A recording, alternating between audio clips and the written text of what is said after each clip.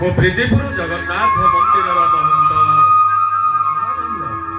ଏମାନେ ହେଉଛନ୍ତି ଜଣେ ଜଣେ ସିଦ୍ଧ ପୁରୁଷ। କଣ ମୋ ପାଖରେ କିଛି କାମ ଥିଲା? ଦେଖ ବାବା, ତମେ ହେଉଛ ଏ ଅଞ୍ଚଳର ଜଣେ ଉଦୀୟମାନ ଶିଳ୍ପପତି। ଜଗନ୍ନାଥଙ୍କର କୃପାରୁ ତମେ ଉନ୍ନତିର ପାହାଚ ଅତିକ୍ରମ କରି ଚାଲିଛ।